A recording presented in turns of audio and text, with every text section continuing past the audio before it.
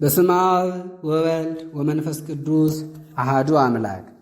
ሃይማኖተ አበው ዘቅዱስ ቆዝሞስ ምዕራፍ 97 የእስክንድርያው ሊቀ ጳጳሳት አባታችን አባ ቆዝሞስ ወደ እርሱ ልኮለት ለነበረው መልስ ወደ አንጾኪያው ሊቀ ጳጳሳት ወደ አቡነ ባስልዮስ ከላከው መልእክት ሁሉም በፈጠረ በአንድ አምላክ እናምናለን፣ በቀዳማዊነት በዳህራዊነት በሚተካከለው አካላዊ ቃሉ ከማርያም በተወለደው በአንድ ልጁ በጌታችን በኢየሱስ ክርስቶስ እናምናለን። ከአብ በሰረጸ ከአብ ከወልድ ጋር በሚመሰገን በሚሰገድለት በመንፈስ ቅዱስም እናምናለን። በአካል ልዩ ሦስት ነው፣ በመለኮት አንድ ነው፣ ያልተፈጠረ ነው። በአንድ ክብር በአንድ ምክር ሁሉን የፈጠረ አንድ አምላክ ነው። በመለኮት የማይለያዩ አንድ ባሕርይ የሚሆኑ የማይቀላቀሉ ሦስት አካላት ያሉት በእውቀት በኃይል በክብር በምክር በፈቃድ በአገዛዝ በመንግሥት አንድ እንደሆነ እናውቀዋለን። የቀና ትምህርት መገኛ እግዚአብሔር ያደረበት የጳጳሳት አለቃ ሳዊሮስ እንደተናገረ ሥልጣናቸው ፈቃዳቸው አንድ ነው። ሦስቱ አካላት በአንድ መለኮት ይሰገድላቸዋል። ግን ከቁጥር ሕግና ከመለያየት የራቁ በመለኮት ባሕርይ አንድ ሲሆኑ በአካል ሦስት ናቸው። መለየት የሌለባቸው ናቸው፣ አንድ ናቸው። መቀላቀል የሌለባቸው ልዩ ናቸው። በመለኮት አንድ ይሆናሉ፣ በአካላት ይለያያሉ አለ። በመምህራን ዘንድ የከበረ የኑሲስ ኤጲስቆጶስ ጎርጎርዮስ ኤጲስቆጶስነትን በተሾመ ጊዜ በደረሰው መጽሐፉ እነሆ እንዲህ አለ። የፍጥረትን ሁሉ አንድነት በምስጋና ጊዜ በእምነት ያስተባበረ እግዚአብሔር ገናና ነው፣ ኃይሉም ገናና ነው፣ ለጥበቡም መጠን የለውም። ያለ አመስጋኝ ዳዊትን እሰማዋለሁ ያለ አመስጋኝ ዳዊትን እኔ እሰማዋለሁ። ይህ ምስጢር ረቂቅ ነውና በልቡናችን በሕሊናችን ከመመርመር የራቀ ነውና የእርሱንም ነገር መናገር አይቻለንም። እሱስ አካል ለይቶ ምስጢርን አውቆ ተናገረ። እግዚአብሔር ገናና ነው አለ።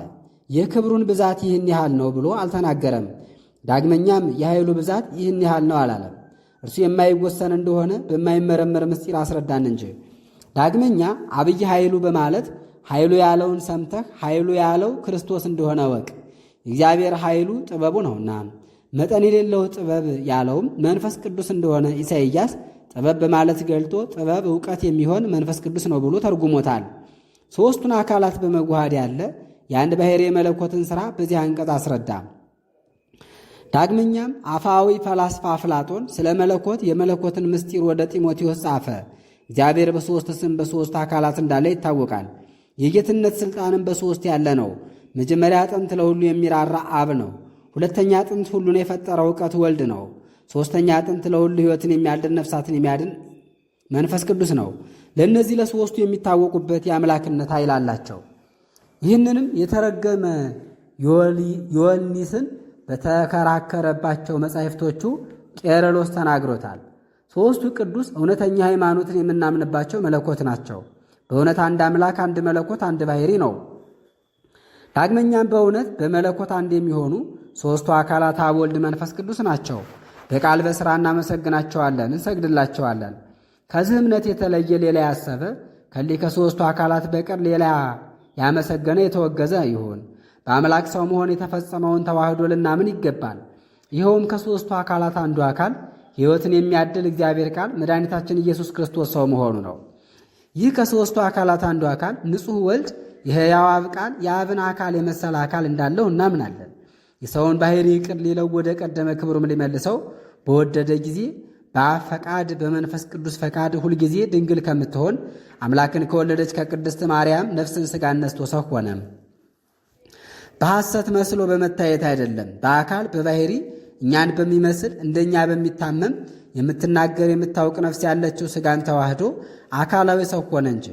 እርሱ እግዚአብሔር ቃል ሰው ሲሆን መለየት ሳይኖርበት ባሕርዩን ሳይለቅ መለወጥ ሕልፈት ሳይኖርበት ስለ እኛ እንደኛ ሆነ። ፍጡር በማይመረምረው ምስጢር ሰው ሆኖ ተወለደ። ጡት ጠባ፣ በጨርቅ ተጠቀለለ፣ በበረት ተጣለ። ዘመን የማይቆጠርለት እርሱ ተቀዳሚ ተከታይ የሌለው እግዚአብሔር ልጅ ሲሆን ሰው የሚያድግበትን ዘመን ገንዘብ አደረገ።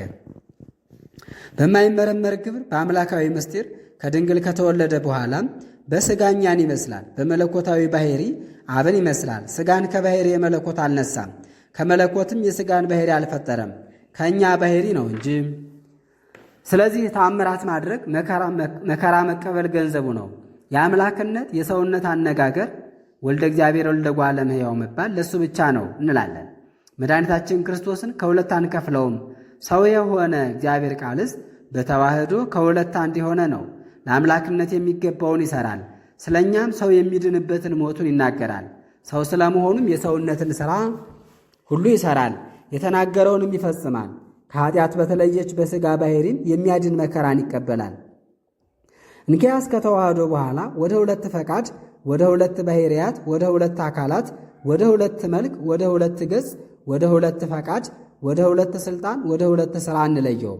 ንስጥሮስን በክህደት በሚመስለው በሚተካከለው ክህደትን በተመላ በከሃዲው ሊሆን ደብዳቤ እንደተገለጠው አምላክ ስላደረገው ተዋህዶም በነገራቸው ሁለት አካል ሁለት ባሕርይ የሚሉ ሰዎችም ሁሉ ሁለት እንደሆኑ ከባሕርያትም እያንዳንዱ አብሮት ባለ እየተረዳ የየገንዘቡን ሥራ እንዲሠራ ያስተምራሉ፣ ይናገራሉ።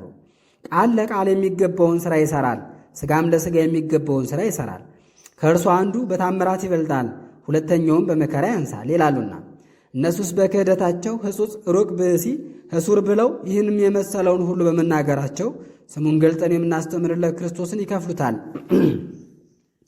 እኛ ግን በእርሱና ትምህርታቸውን ወደው በሚቀበሉ ግሩም ፍዳ የሚያመጣ ፍርድን እንፈርድባቸዋለን። እንዲሁም ክፉ ትምህርት ምትሃት አምሳል ብለው የሚናገሩትን ተቀላቀለ የሚሉትን እግዚአብሔርን የሚቃወሙትን ወራዶችን አላዋቆችን ሁሉ አውግዘን እንለያቸዋለን። ተቀላቀለ ከሚሉ የማይከፈለውን ክርስቶስንም ከሚከፍሉት ሰዎች ክደት እኛ እንርቃለን። ንጹሐን አባቶቻችን ወደ እርሷ በመሩን በቀናችው ጎዳና እንሄድ፣ እሷም ወደማያልፍ ሕይወት ታደርሰናለች። እውቀት የሌላቸው ጌታ የሾማቸው ሐዋርያትን የነቀፉ እነዚህ ግን አልተማሩም፣ እኛ የተናገርነውን ምስጢረ ሃይማኖትንም አላወቁም። ሃይማኖተ አበው ዘመቃርስ ምዕራፍ 98 የእስክንድርያ ሊቀ ጳጳሳት አባ መቃርስ ወደ አንጾኪያ ሊቀ ጳጳሳት ወደ ንጹሕ አባ ዮሐንስ በላከው መልእክቱ እንዲህ አለ። አንድ አምላክ በሚሆን ሁሉን ፈጥሮ በሚገዛ በአብ እንደ እርሱ በቅድምና በነበረ ቃሉ በሚሆን በአንድ ልጁ በኢየሱስ ክርስቶስም ከአብ በሰረጸ በወልድ በተገለጠ በተመሰገነ ከአብ ከወልድ ጋር በሚሰገድለት በመንፈስ ቅዱስም እናምናለን። ልዩ የሚሆን ሦስትነት ባልተፈጠረ ባሕሪው አንድ ነው። በአንዲት ክብር በአንድ መለኮት በአንዲት ምክር አንድ ነው። ሦስት አካላት ያሉት ሁሉን የፈጠረ አምላክ አንድ ነው። በባሕሪ አንድነቱን በጎላ በተረዳ እናምናለን። በአካላት መቀላቀል የለበትም። ባሕሪ መለኮት ያለ መከፈል አንድ ነው። አብ ወልድ መንፈስ ቅዱስ በተባሉ ሦስት አካላት ልዩ ሦስት ነው። የመለኮት ባሕሪ ከመለየት ከቁጥር ሁሉ የራቀ እንደሆነ እናውቃለን። በአካላት መለየት ልዩ ናቸው። በመለኮት ባሕሪ አንድነት የማይለያዩ አንድ ናቸው። ምስጢራቸውም የሚደነቅ ነው። ሥራቸው አንድ፣ ጌትነታቸው አንድ፣ ሥልጣናቸው አንድ፣ መንግሥታቸውም አንድ ነውና መለወጥ መቀላቀል የለባቸውም። የአካላትም ስማቸው በሐሰት የተጠሩበት አይደለም። አብን አብ ብንለው ወልድን የወለደ መንፈስ ቅዱስን ያሰረጸ ስለሆነ ነው። ወልድንም ወልድ ብንለው ከአብ ስለተወለደ ነው። መንፈስ ቅዱስንም መንፈስ ቅዱስ ብንለው ከአብ ስለሰረጸ ነው። ለአብ ለወልድም እስትንፋሳቸው ስለሆነ ነው። ነገር ግን አካላት ሦስት ስለሆኑ ከምንታዊ የራቀች ባሕርይ አትከፈልም። አካላትን ሦስት ከማለታችን የተነሳ ሦስት ባሕርያት አሉ እንዳንል እንደተናገረን ባሕርይ ከምንታዊ የራቀች ናት። ጽኑ መለኮት ያለመለየት ያለመለወጥ በአካላት ፍጹም ስለሆነ በአካላት መቀላቀል በባሕርይ መነጠል የለበትም። ይህንም ነገር አንድ አካል አንድ ባሕርይ የሚል ብሩህ ኮከብ እግዚአብሔርን የሚያገለግል ሊቀ ጳጳሳት ሳዊሮስ ስመ ክፉውን የቂሳርያ ሰው አግርማንጥኮስን ተቃውሞ በተናገረው በሁለተኛ ድርሳኑ ያስረዳናል። እኛስ የሦስቱ አካላት ባሕርይ ክብር አንድ እንደሆነ የሦስቱ አካላት መለኮት ባሕርይም መለየት እንደሌለበት እናውቃለን አለ። መለኮት ሦስቱን አካላት አንድ እንደሚያደርግ የታወቀ ነው። ይህም የሚታወቀው በአብ በወልድ በመንፈስ ቅዱስ ነው። በመለኮት በመጨመር በመቀነስ መለወጥ የለበትም። አካላት ግን የአብ አካል ከወልድ አካል ልዩ ነው፣ ከመንፈስ ቅዱስ አካልም ልዩ ነው። መለኮትም አስገኝ ሳይኖረው ሳይለወጥ በአንዲት ክብር በቅድምና ነበረ።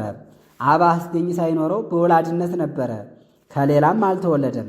ስለዚህም የባሕርይ አባት ነው። ወልድም ዓለም ሳይፈጠር ከማይለወጥ ከአብ ተወለደ፣ ብርሃን ከብርሃን ሳይለይ እንዲገኝ። የማይዳሰስ ብርሃን እርሱም ከማይዳሰስ ብርሃን ተገኘ። መንፈስ ቅዱስም ዓለም ሁሉ ሳይፈጠር ከአብ ተገኝቶ በሰራጺነት ይኖራል። ከአብ ሰረጸ እንጂ እንዲወልድ አልተወለደም። ዳግመኛም የእስክንድርያ አገር የኤጲስቆጶሳት አለቃ ታላቁ ሐዋርያው አባታችን አትናቴዎስ ለቆሮንቶስ ኤጲስቆጶስ ለአንኪጦስ በጻፋት መልእክቱ ሥላሴ በሦስትነቱ ጸንቶ ይኖራል። ቃል ከማርያም ሥጋን ቢነሳም ሥላሴ ርባኤ ምንታዌ የለበትም። በሦስትነቱ በአንድ መለኮት ጸንቶ ለዘላለሙ ይኖራል እንጂ ሲል እንዲህ እናገኛለን። ይህን እናውቃለን። ይህን ለቤተ ክርስቲያን እናስተምራለን። ሥላሴ ሦስት አካል ሦስት ገጽ አንድ መለኮት ነው። ሰባሊዮስ እንደተናገረ መለኮት በአንድ ገጽ ብቻ የሚገኝ አይደለም። አርዮስም እንደ ካደ በባሕርዩ የተከፈለ አይደለም። ለዘላለም ጸንተው የሚኖሩትን ሦስቱን አካላት አብ፣ ወልድ፣ መንፈስ ቅዱስን በአንድ መለኮት በአንድ ግብር አንድነት እናውቃቸዋለን እንጂ ለእነሱ እንሰግዳለን። ሦስቱን አካላት በአንድ መለኮት እናመሰግናለን። ዳግመኛም ከሦስቱ አካላት አንዱ አካል ዓለም ሳይፈጠር ከእርሱ የተወለደ የእግዚአብሔር አብ ቃል ከእውነተኛ ብርሃን የተገኘ እውነተኛ ብርሃን ሁሉ የተፈጠረበት ወልድ ዋሕድ በኋላ ዘመን የሰውን ባሕሪ ከፍዳ ይለይ ዘንድ በአዳም ትእዛዝ ማፍረስ ምክንያት በኃጢአት ተይዘን የነበርን እኛን ወደምትመሰገን ሕይወት ዳግመኛ ይመልሰን ዘንድ በወደደ ጊዜ በአባቱ ፈቃድ በግብረ መንፈስ ቅዱስ ራሱን ዝቅ አድርጎ ባሕርያችንን ባሕሪ እንዳደረገ ይቅር ልበላቸው ባለ ጊዜም በግብረ መንፈስ ቅዱስ ከንጽሕት ማርያም ነፍስን ሥጋን ነስቶ ሰው እንደሆነ እናምናለን። የመላእክት አለቃ ቅዱስ ገብርኤል በቃሉ በነገራት ጊዜ በተለየ አካሉ ከእሷ ሰው ሆነ። ያን ጊዜም 9 ወር ከ5 ቀን ጸነሰችው። ድንቅ በሚሆን ሥራ ወለደችው። የቀጠሮ ዘመን ፍጻሜ በደረሰ ጊዜ እግዚአብሔር አንድ ልጁን ላከ። ከድንግልም ተወለደ ብሎ ሐዋርያው ጳውሎስ እንደተናገረ እንዲህ ከድንግል ተወለደ። ከማይመረመር ልደቱም በኋላ ማኅተመ ድንግልናው አልተለወጠም። ስለዚህም ወላዲት አምላክ እንደሆነች አመን። ሕፃን ሆኖ ተወለደ፣ በጨርቅም ተጠቀለለ፣ በጎል ተጣለ። ይህን ጊዜ ተገኘ የማይባል ከአብ ከመንፈስ ቅዱስም ጋር የነበረ ያለ ለዘላለም የሚኖር እርሱ ዘመን ተቆጠረለት፣ ጊዜ ተነገረለት። እርሱ አንድ ወልድ ሲሆን በየጥቂቱ አደገ። ሰው የሆነ እግዚአብሔር ቃል አንድ ክርስቶስ፣ አንድ ገዢ፣ አንድ ገጽ፣ አንድ አካል እንደሆነ እናምንበታለን። ሰማያዊ ነው፣ ምድራዊ ነው። በተዋህዶ ሰው የሆነ አምላክ ነው። በመለኮቱ አብን መንፈስ ቅዱስን ይተካከላቸዋል። ሰው በመሆኑም እኛን ይመስለናል። ሥጋን ከባሕሪ የመለኮቱ አልነሳም። የሥጋን ባሕሪም የመለኮቱ ባሕሪ ወደ መሆን አልለወጠውም። እንደኛ ሰው ሆነ እንጂ ሊዋሃደው የፈጠረውን ሥጋችንን ከንጽሕት ድንግል ነስቶ መለየት በሌለበት በአንድ ተዋህዶ ከመለኮቱ ጋር እንዳደረገው። ሰውም ቢሆን አምላክነቱን አልለቀቀም። አምላክነቱን ለቀቀ ማለት አይገባም። በተዋህዶ አንድ በሆኑት በመለኮትና በትስብእት መለወጥ ባሕሪን መልቀቅ የለም። ባለበት በተዋህዶ ጸንቶ ይኖራል እንጂ ከኃጢአት ብቻ በቀር በሚገባው ሁሉ ፈጽሞ እንደኛ ሆነ። ወደ ሁለት ባሕርያት አይከፈልም። ወደ ሁለት ገጽ፣ ወደ ሁለት ግብር አይለይም። በኬልቄዶን ተሰብስቦ ዓለሙን ያወከው ርኩስ ጉባኤ እንደተናገረ ከተዋህዶ በኋላ ሁለት ባሕሪ አይባልም። ታምራትን ማድረግ ለአንዱ መከራ መቀበልን ለአንዱ ሰጥተን አንናገርም። ጌታችን ፈጣሪያችን ኢየሱስ ክርስቶስ ሰው የሆነ አንድ አካል አንድ ባሕሪ እንደመሆኑ ታምራትም ሕማማትም የዚሁ የአንዱ ገንዘብ ናቸው እንጂ የወልድ ሁለንተናው በተዋህዶ አንድ ነው። ይኸውም ነፍስ ዕውቀት ያሉት ሥጋና ቃል ነው፣ አንድ ግብር ነው። በዚህ አንቀጽ አካል የወልድ አካል ሕላዌ ይባላል። አካል ሦስቱን አንድ የሚያደርጋቸው አይደለም። ስለዚህም እግዚአብሔር ቃል ሰው ሆነ። የእግዚአብሔር ልጅ ሰው ሆኖ በዚህ ዓለም ተገለጠ፣ ከሰውም ጋር ኖረ። ሰው በመሆኑም ነቢያት ስለ እርሱ የተናገሩት ተፈጸመ። ሰው መሆኑ ትንቢት ሳይነገር አይደለምና።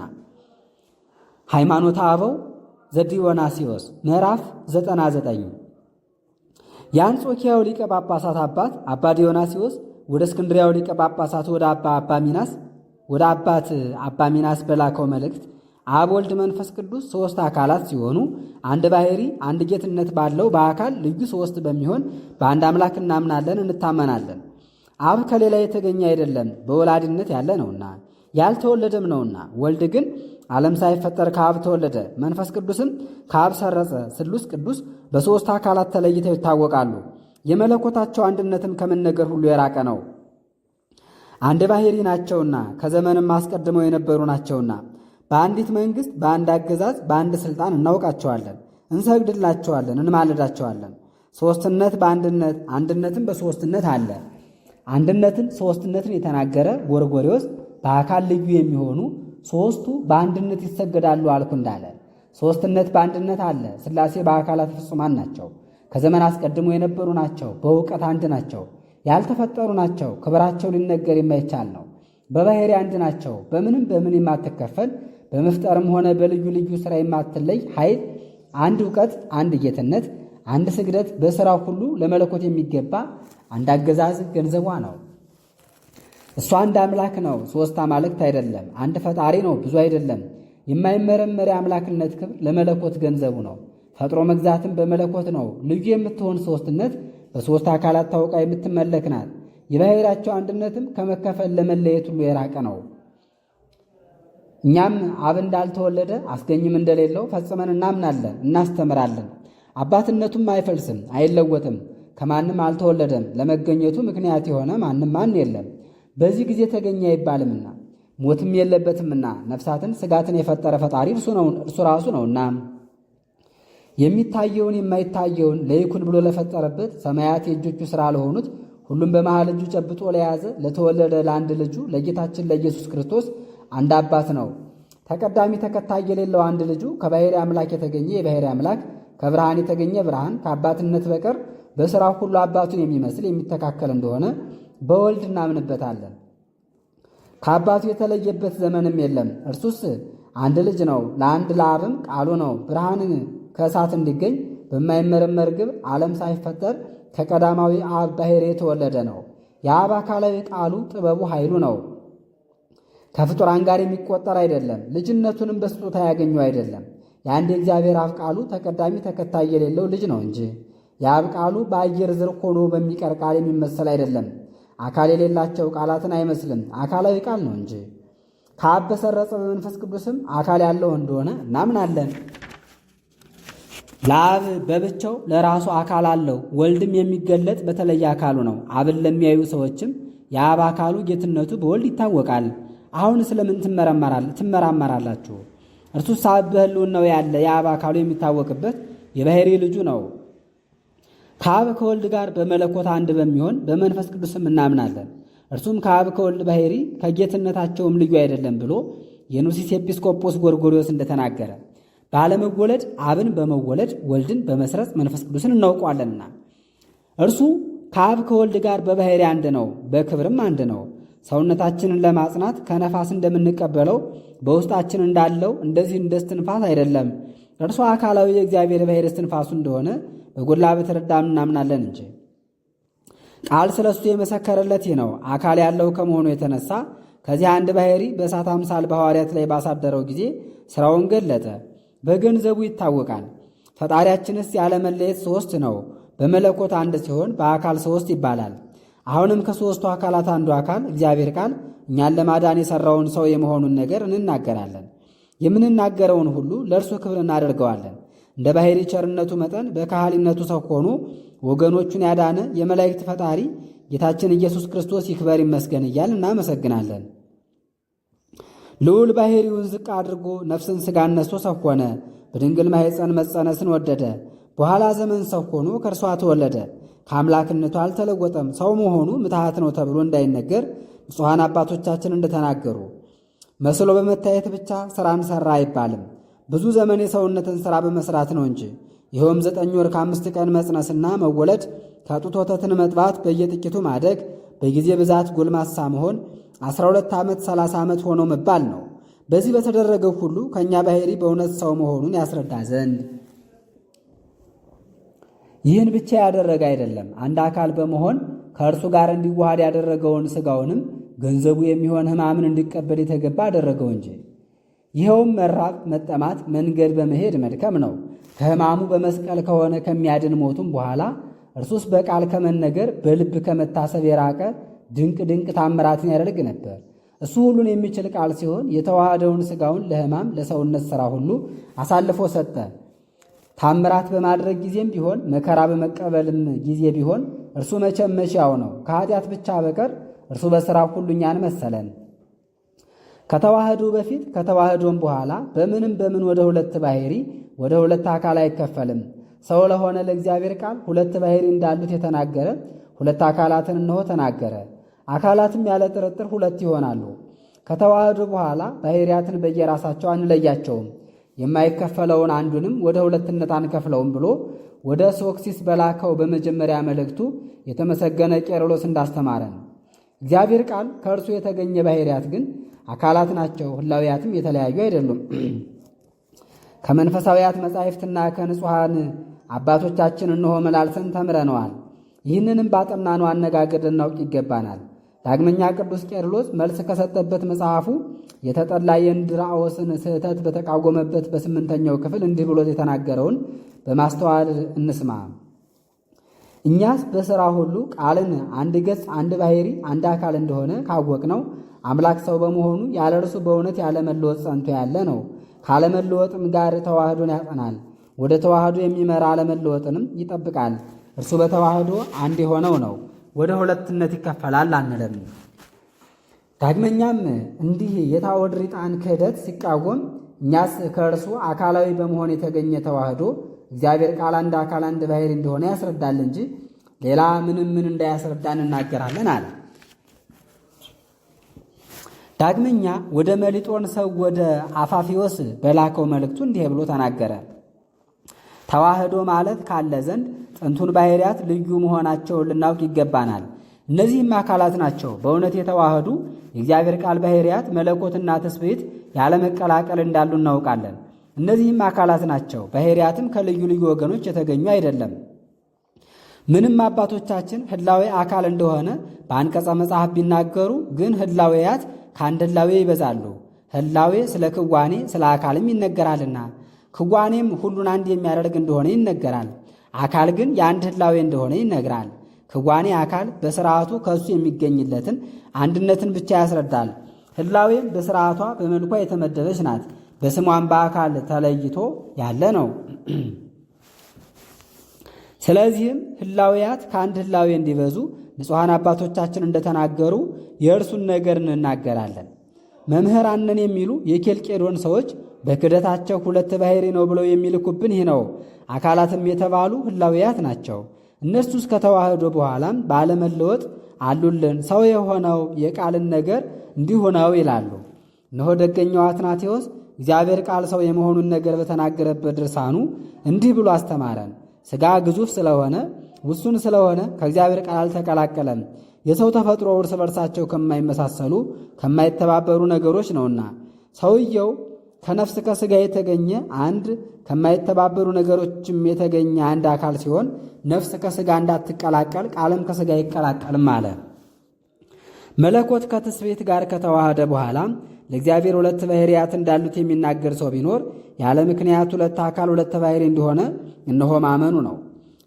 ከሊቃውንት ወገን ሁለቱ አካላት አንድ እንደሆኑ የማይናገር ማን ነው? ሰው የሆነ እግዚአብሔር ቃል አንድ ባሕሪ አንድ አካል እንዳይደለ በመናገር የተሳሳተ ሁለት ባሕርያትም እንደሆነ የሚናገር ሰው ይህ ሁለት አካል ሁለት ባሕሪ ማለቱ ለእግዚአብሔር ቃል ሦስት አካላት አሉት ይል ዘንድ ግድ የሚያገብረው መሆኑን ይወቅ።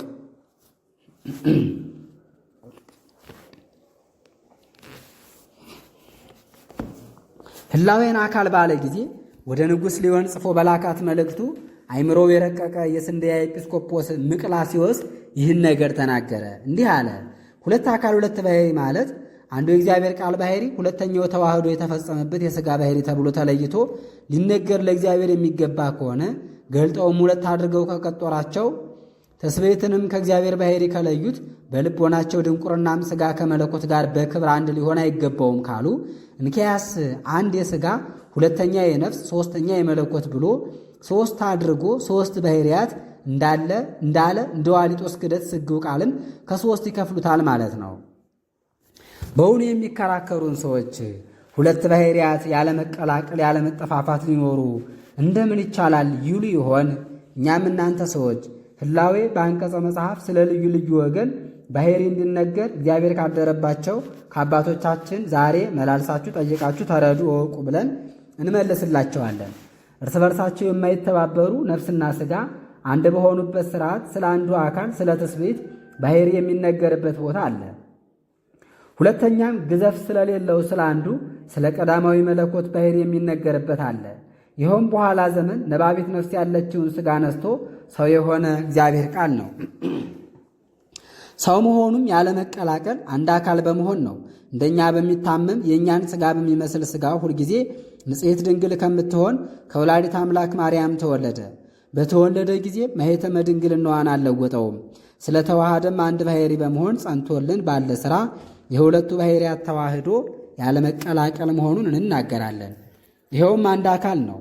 አሁንም መለኮት ብቻ አይደለም፣ ሥጋን የተዋሃደ ነው እንጂ። ይህን አንድ ወልድን ወደ ሁለት ባሕሪ ወደ ሁለት አካል አንከፍለውም። ሦስትነት አራተኛ ቁጥርን አይሻም። አትናቴዎስ ስለ ሃይማኖት በተናገረበት ድርሳኑ እንዲህ ሩቅ ብእሲን ከእግዚአብሔር ጋር በኅድረት አንድ ልንለው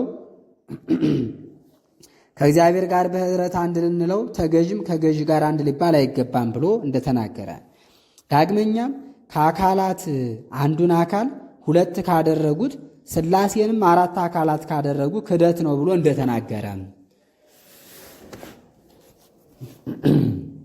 ዳግመኛም በሌላ አንቀጽ ተቀዳሚ ተከታይ የሌለው ወልድ ዋሕድ ለአንዱ የምንሰግድለት ለአንዱ የማንሰግድለት ሁለት አካል ሁለት ባሕሪ አይደለም። ነፍስ ያለችው ሥጋን የተዋሃደ ከሥጋው ጋር አንዲት ስግደትን የምንሰግድለት እግዚአብሔር ቃል አንድ አካል አንድ ባሕሪ ነው እንጂ። እኛም ነፍስ ያለው ሥጋን በተዋሃደ በአንድ እግዚአብሔር ወልድ እናምናለን። መለኮትና ትስብእት አንድ ገጽ አንድ አካል አንድ ግብር ነው። ንጹሐን አባቶቻችን እንዳስተማሯት እውነተኛ ትምህርት እርሱ ፍጹም አምላክ ፍጹም ሰው ነው። ያለ ምቀኝነት ሊቀበለው በሚወዱ ሁሉ ዘንድ በእውነት የቀና ሃይማኖት ይህ ነው። ይልቁንም ሁልጊዜ ሲፈልቅ ወደሚኖረው ምንጭ እንመልከት። ይኸውም ምስጢሩ በረቀቀ ትምህርት የሐዋርያውን የጴጥሮስን መንበር ያከበረ አምላክ ያደረበት የአቡሊዲስ ትምህርት ነው። እሱ እንዲህ ያስተምራልና እግዚአብሔር ቃል ከሥጋ ጋር አንድ ባሕሪ አንድ አካል አንድ ግብር አንድ ገጽ እንደሆነ እግዚአብሔር ያጻፋቸው መጻሕፍት እንዳስረዱን ይናገራልና እርሱ ፍጹም አምላክ ነው፣ እርሱ ፍጹም ሰው ነው፣ መቼም አንድ ነው። ዳግመኛም እንዲህ ብሎ ወደ ዲዮናስዮስ ላከ። ከንጽሕት ድንግል የተወለደው አንድ ከተባለ በእርሱ ቃልነት ተፈጥሮ ያለው ሁሉም ከእርሱ የተገኘ ከሆነ እንኪያስ አንድ አካል አንድ ባሕሪ ነው። አንድ አካል ስለሆነም ወደ ሁለትነት አይከፈልም። ዳግመኛ ሁለት አካል ሁለት ባሕሪ ለሚሉ ሰዎች ለአንዱ እንሰግዳለን ለአንዱ አንሰግድም ሲሉ በመለኮት ስም እንዲጠመቁ በትስብእት ስም እንዳይጠመቁ ግድ ይሆንባቸዋል። በጌታችን ሞት የምንከብር ከሆነ እኛ መክበራችን እንዲህ በእግዚአብሔር ትሆን ዘንድ በጌታችንም ሞት ትፈጸም ዘንድ የማይታመም መለኮትና የሚታመም ትስብእት አንድ ባሕሪ እንደሆነ እናምናለን አለ። እስከ ዘላለም ያለ መለየት አንድ አካል አንድ ባሕሪ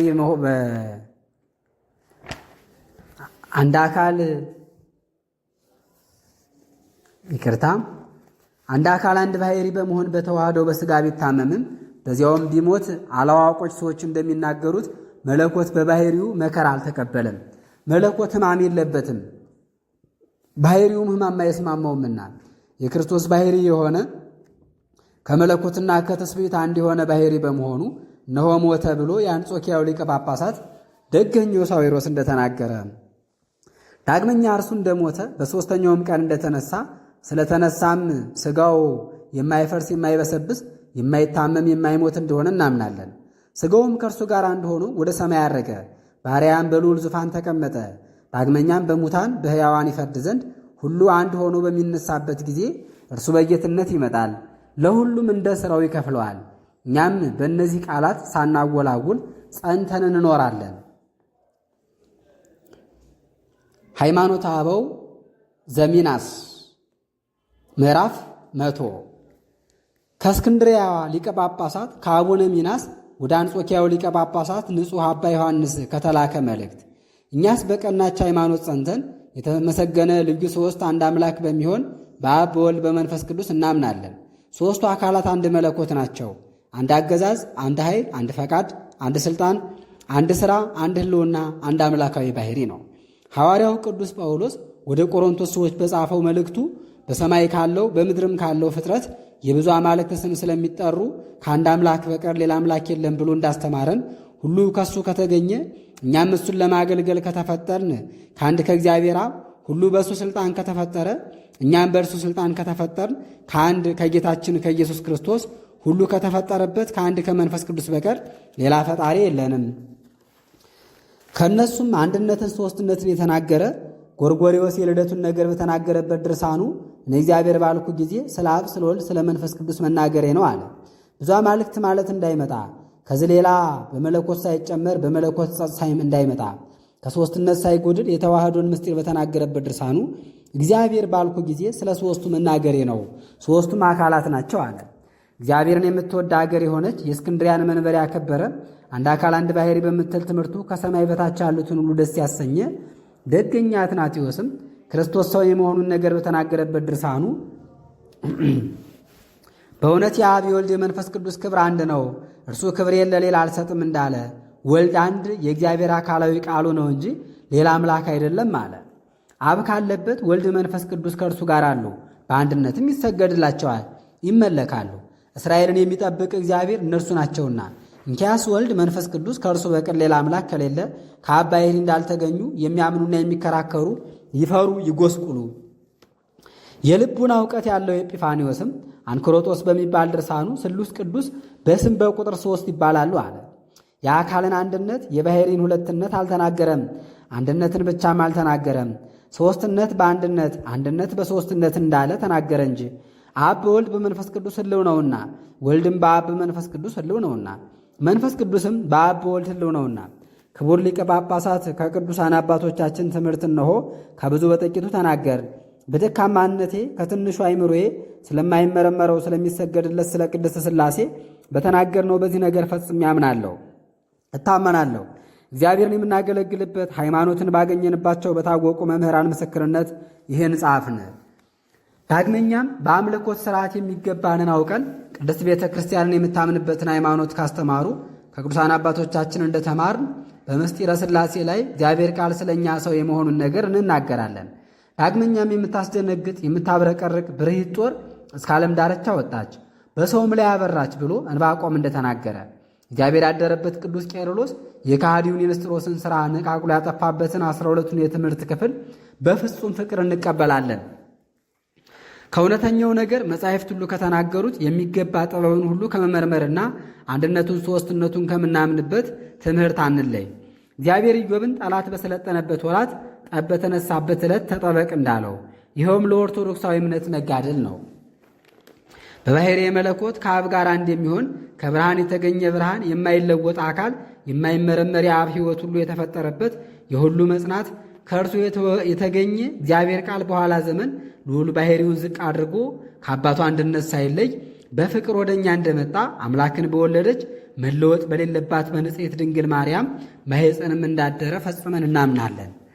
ድንግልና ካለው ባሕርይዋ በግብረ መንፈስ ቅዱስ በባሕርይ ከእኛ ጋር አንድ የሚሆን እንደኛ የሚታመም የምትናገር የምታውቅ ነፍስ ያለችው ሥጋን ፈጥሮ ተዋህደ። መድህን በመወለዱ ማኅተመ ድንግልናዋን አልለወጠም። ከአብርሃምና ከዳዊት ዘር በተገኘ ባሕርይ በእውነት ሰው ሆነ።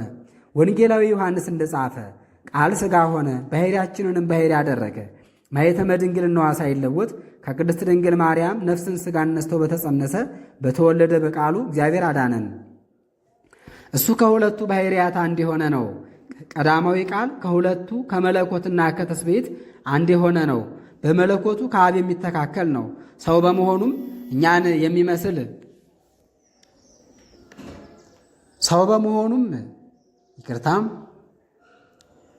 እኛን የሚመስል ነው። እሱ አንድ አምላክ አንድ ክርስቶስ አንድ ገጽ አንድ አካል ነው።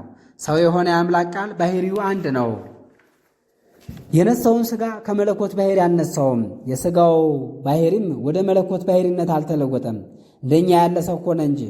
ፈጥሮ የተዋህደው ሥጋውንም ከንጽሕት ድንግል ባሕርይ ነስቶ መለየት በሌለበት በአካል በባሕርይ ተዋህዶ ከመለኮቱ ጋር እንዳደረገው ሰውም ቢሆን ከባሕርይው አልተለወጠም። በተዋህዶ አንድ በሆኑ በመለኮትና በትስብእት መቀላቀል መለወጥ የለም፣ በተዋህዶ ጸንቶ ይኖራል እንጂ። ከኃጢአት ብቻ በቀር ለሥጋ እንደሚገባው እንደኛ ያለ ፍጹም ሰው ሆነ። ወደ ሁለት ባሕርይ፣ ወደ ሁለት አካል፣ ወደ ሁለት አምሳል አይከፈልም። ከተዋህዶ በኋላ በሁለት ባሕርይ አይታወቅም። በኬልቄዶን የተሰበሰበ ዓለምን ያወከ ርኩስ ጉባኤ እንደተናገረ ታምራትን ለአንዱ ሕማማትን ለአንዱ ሰጥተን አንናገርም። ታምራትንም ሕማማትንም ለአንድ ለሱ ሰጥተን እንናገራለን እንጂ። ጌታችን ፈጣሪያችን ኢየሱስ ክርስቶስ መች ሰው የሆነ አንድ አካል የተዋህደ አንድ ባሕርይ ነው። አንድ አካል ያለው ሁለንተናው የወልድ ነው። ይኸውም ቃል ሥጋ ነፍስ ልቡና ነው። አንድ ግብር ነው። ሊቃውንት በአንቀጸ ሥጋዌ አካልን የወልድ ሕላዌ ብቻ አድርገው ይናገራሉና እሱም ሦስቱን አካላት አንድ የሚያደርገውን ሕላዌ አይደለም። ስለዚህም እግዚአብሔር ቃል ሰው ሆነ፣ በዚህ ዓለም ታየ፣ የሰውነትን ሥራ ሠራ። ሰው በሆነ ጊዜም ነቢያት ስለ እሱ የተናገሩት ሁሉ ተፈጸመ። ትንቢት ሳያናግር ሰው የሆነ አይደለም። ምዕራፍ 101 ይቀጥላል። ረድኤተ እግዚአብሔር አይለየን።